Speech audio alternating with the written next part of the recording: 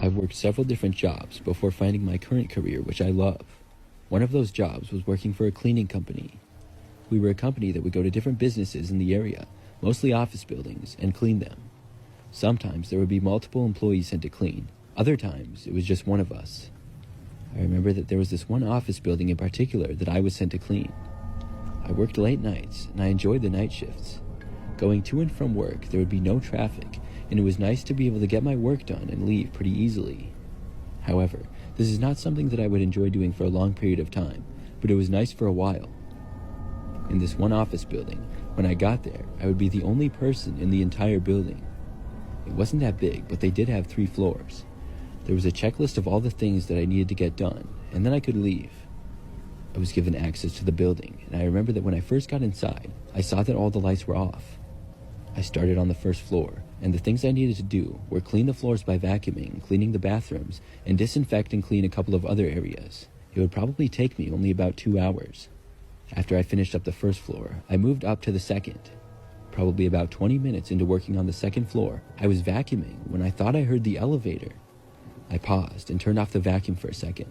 The elevator was in fact moving, and it was going up to the 3rd floor. I was only like 30 feet away from it, and suddenly I felt a little worried. I knew for a fact that nobody else was supposed to be here. After thinking about it a little, I wasn't sure at all what somebody else would be doing there. If somebody was in fact supposed to be there, I would have been informed about it. I didn't want to investigate, and I just went back to cleaning. I finished vacuuming and then cleaned the bathrooms on that floor. When I moved out to clean a window of one of the office areas, I heard a noise from the floor that I was in. My heart started racing. I tried telling myself to not be scared about it. I couldn't see to the area directly where the noises were coming from. I kept working and didn't hear anything else for several minutes, but then I heard some noises again. By this point, it was all I could think about, even as I worked. I decided to walk over to where the noises were coming from. Maybe there was a logical explanation. I walked over and at first saw nothing, but then I heard a noise again really suddenly. It sounded much closer and louder than what I had heard before. I then saw a man running from behind one wall and go down a hallway briefly before going into the stairwell. I saw him for a total of maybe 3 seconds. I didn't get a good look at him at all, but I had a feeling that he wasn't supposed to be in here. How he got in, I had no idea. I walked over to the stairwell, and when I got there, I opened up the door. I didn't hear any noise when I did. When I looked inside, I didn't see anybody either.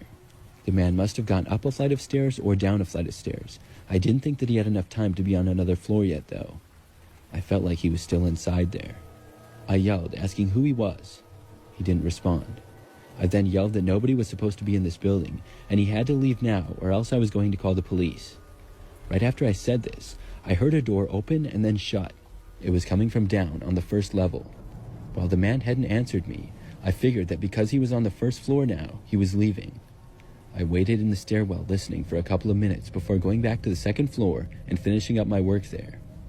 It didn't take me long to finish there before I moved up to the 3rd floor to clean that level. I got up there and did the same routine I had for the previous 2 floors. They were all pretty similar.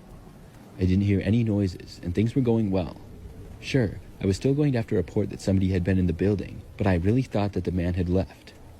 Just when I was about finished with the 3rd floor, I was in one of the hallways when I suddenly heard footsteps. They were coming from behind me. I had absolutely no idea how the man was back up here. The footsteps behind me were quickly approaching. When they were maybe 20 feet back, I turned around. I saw just enough of the man for a second before I turned back and ran for the stairs.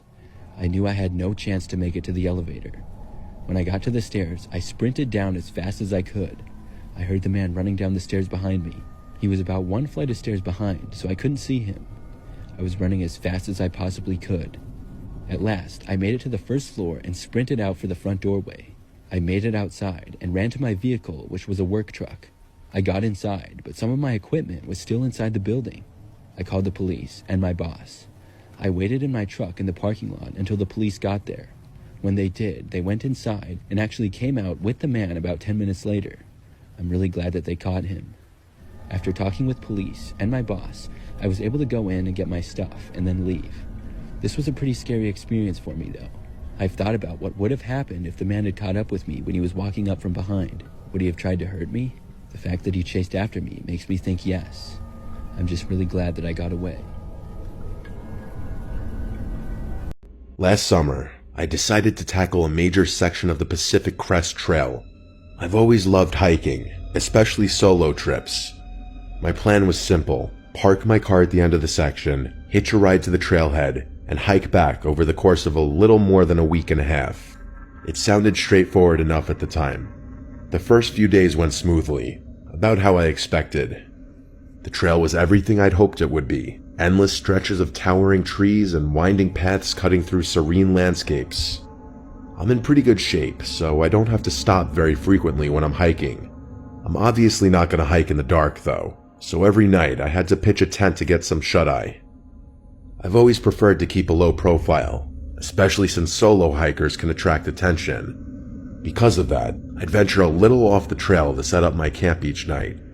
I figured it was better that way, minimize the chance of a stranger stumbling across my campsite. Up until the third night, everything was perfectly fine, but what I'm about to tell you is the reason why I'm taking an extended break from hiking or any kind of wilderness exploration for that matter. I woke up in the middle of the night with this odd sense that something was wrong. It was the kind of gut feeling you can't explain, but you know better than to ignore. I looked around my tent. Everything seemed normal inside, so I decided to have a look around the campsite. I drew my rifle, grabbed a flashlight, and unzipped the tent. There was no one out there, no one that I could see at least. I returned to my tent and started checking my pack. That's when I realized my wallet was gone. At first, I thought I'd just misplaced it, maybe left it outside the tent or buried it somewhere in my gear. But after tearing through everything, it was clear someone had taken it. My personal information, cash, credit cards, all of it. How was that even possible, though? Had someone broken into my tent just to steal that one thing and leave? It was unlikely, but randomly misplacing it was very uncharacteristic of me. I came to terms with the unfortunate conclusion that I had probably lost it myself. Things only got worse from there, though. Over the course of the next few days, I started to notice more things missing. Small items, seemingly random things. One of my lighters, my Swiss Army knife, a few energy bars. I knew I wasn't just misplacing everything. Someone was stealing my belongings. Part of me didn't want to believe it, but by the fourth day, it was undeniable. I was being stalked. There wasn't any cell coverage on that part of the trail, so it wasn't like I could alert someone about my situation. I remember contemplating turning back, but I'd only be saving myself a couple of days at best. There was no way I'd be able to hike either direction without sleeping, but I didn't feel comfortable pitching a tent in those woods with someone literally stalking me. It was a lose-lose situation. I remained calm and told myself there was a reason I had brought my rifle out there. And then it dawned on me, why hadn't that person stolen my gun? It's almost as if they were deliberately messing with me. That night, I tied my tent shut from the inside, hoping that would keep them out should they return. I tried to stay up for as long as possible, but I eventually fell asleep from pure exhaustion. My plan worked though, because when I woke up the next morning, there was no sign that anyone had been in my tent. By then, the paranoia had set in fully though. The solitude was getting to my brain, and every second of hiking was agonizing. I don't have anxiety, nor have I ever had it. But let me tell you, I have never felt worse in my life than I did over the next few days. Just imagine being in my position. No options but to continue hiking despite knowing someone's lurking not far behind. The anxiety was perpetual, and I was unraveling. I can't explain why or how, but my mind started playing tricks on me. A rustling in the bushes turned out to be nothing. A shadow flickering at the edge of my vision vanished the moment I turned my head. The hallucinations got worse. I can't remember most of them specifically, but the one that sticks out the most is this. As I was walking, I felt myself step into an ankle-deep puddle of water that almost caused me to trip. I literally heard the splash and felt the cold water soaking my sock, but when I looked down, the ground was completely dry. I stood there in complete shock. It felt so real. I had no choice but to continue down the trail. As bad as the days were, the nights were always worse. I tied my tent shut and slept next to my rifle, but nothing made the anxiety go away. At one point, I had to splash cold water on my face to calm myself down. The hallucinations mostly subsided after that. I'm not sure what I would have done if they had continued. The next night, I woke up to the sound of footsteps walking around my campsite. I quietly grabbed my rifle, preparing to confront whoever was there, but my body was frozen in fear. Eventually, the footsteps faded into the woods, but there was no way in hell I was going to sleep after that. As soon as the sun came up, I packed up camp in a frenzy, my hands shaking so badly I could barely tie my gear. I couldn't stay out there another night. I was so close, probably a day and a quarter's hike away from my car, maybe less if I moved quickly.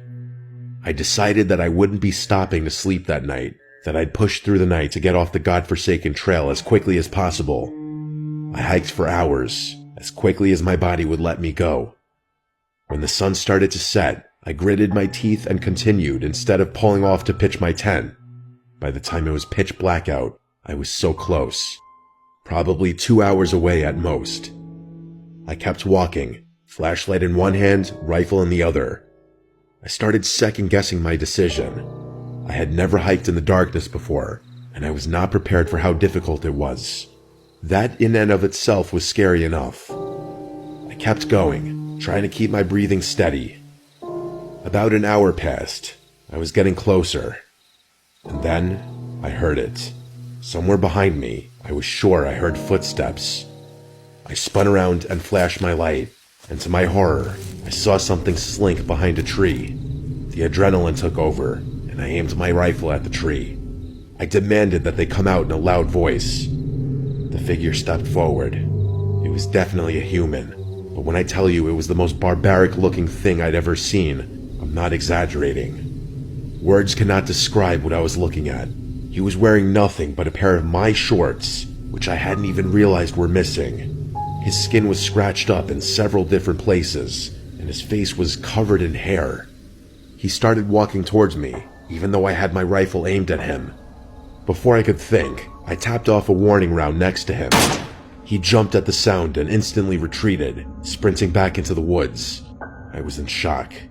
Without wasting another second, I turned around and went as fast as I could. By the time I made it out of the woods, I locked my car doors and called the police. When they finally showed up, they told me that I shouldn't stick around. I didn't need to be told twice. I was out of there that night.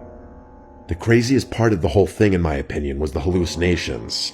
I didn't think such vivid hallucinations were even possible. It's going to be a long time before I go hiking again, and I can confidently say that when I do, I won't be alone. I would advise anyone planning on hiking the Pacific Crest Trail to be extremely cautious and carry a firearm. This experience is something I still think about often,